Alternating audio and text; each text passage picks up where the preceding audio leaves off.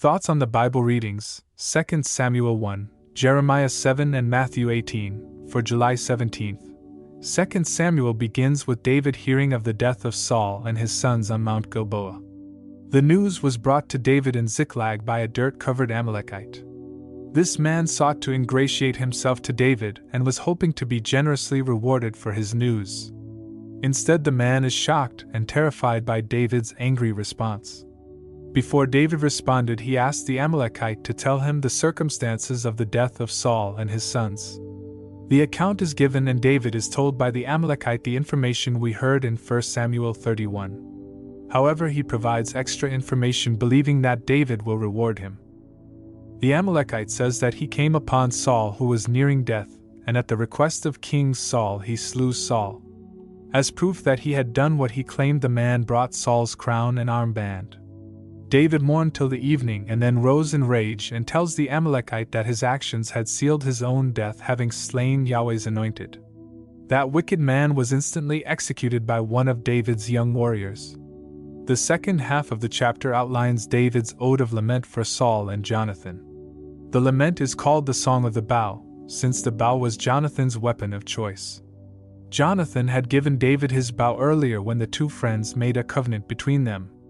The words of the song are in verses 19 to 27. At David's command, they were recorded in the book of Jasher and were to be taught to Judah, David's own tribe.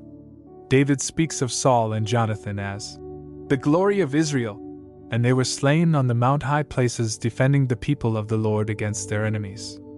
David is distressed that the Philistines will gloat over their victory. David says, "Tell it not in Gath." The Hebrew is a poem. Tell it not in Telltown. David asks God to withhold moisture from falling on Mount Gilboa.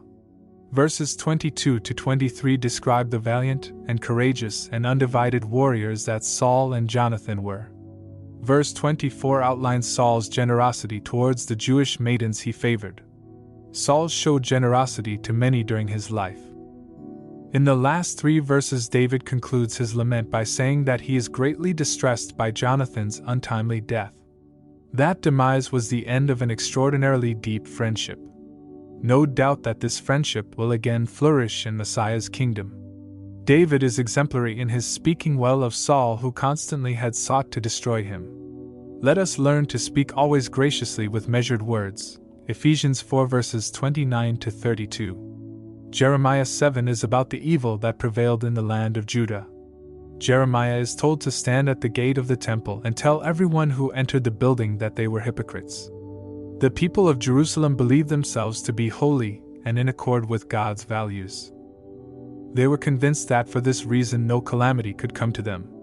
Yahweh's message to them is for them to change their ways if they want to remain in the land. Otherwise, disaster would befall them. Read verses 5 to 7 carefully and consider the implications for the way we must show mercy and justice to all people. By contrast, verses 8 to 11 tell us the corrupt way that they were living. The prophet says that the Almighty detested and would punish them for their self-delusion. The nation declared their belief that their sovereign delighted in them. Verse 11 is quoted by our Lord Jesus Christ in Matthew 21 verses 13 as he cleansed the temple. This shows that the leaders' behavior was just as perverse 600 years after the prophet's time, despite the Lord having disciplined them by overthrowing them and sending Judah into exile. The Almighty tells the leaders to learn from history by allowing the tabernacle at Shiloh to be overthrown for a long period of time because of the nation's wickedness. In verses 16 to 17, Jeremiah is told not to pray, nor intercede, for the people, as God will not listen. The nation's offensive worshipping of idols is described in verses 18 to 19.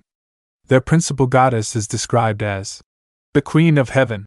Near to where I live is a massive Catholic church which is named Regina Caeli, which translates from Latin to the Queen of Heaven in English. Judah's sovereign expresses his jealousy and anger at their insult to him. In verses 20 to 26, Yahweh speaks of their continuing refusal to listen to him and amend their doings. Judgment could not be delayed. So in the last 3 verses, the prophet is told to tell the nation to commence their grieving now. Matthew's 18th chapter focuses on humility and forgiveness, both of which are crucial if a disciple is to enter the kingdom. Forgiveness must be given to those who request it. Never in the Bible is forgiveness unconditional. Whether it is the forgiveness God offers us, or the forgiveness others ask of us, it depends upon whether we contritely ask our Father's forgiveness, and as we forgive others. See the Lord's Prayer, Matthew 6 verses 12 to 14. Humility and absence of malice is the foundation for receiving an inheritance with our Father and His Son. The disciple must never become the cause of stumbling for another. Being conscious of the sources of sin in our lives will result in believers taking the extreme actions required to prevent us losing the kingdom. The parable of the lost sheep indicates the love of the shepherd for his straying sheep and the extreme effort expended in its recovery, as well as the accompanying joy when the lost sheep is recovered. The parable of the stumbling disciple is based upon the same principles. The maximum exertion is to be made in order to restore a beloved disciple. Our Lord's words to Peter are of ongoing and limitless forgiveness, as the number 490 represents. Our forgiveness is conditional on extending constant forgiveness to others, Matthew 6 verses 12 to 14. Jesus' instructions here stand in stark contrast to Lamech's vengeful attitude mentioned in Genesis 4 verses 23 to 24. Most pertinent to us is the parable of the unforgiving servant. Our God has forgiven us an immeasurable debt. Unless that moves us to see that, however great we might esteem any wrongs done to us, they need to be seen in perspective as inconsequential. We must be moved like our Lord Jesus Christ and His Father from within our heart to truly forgive others.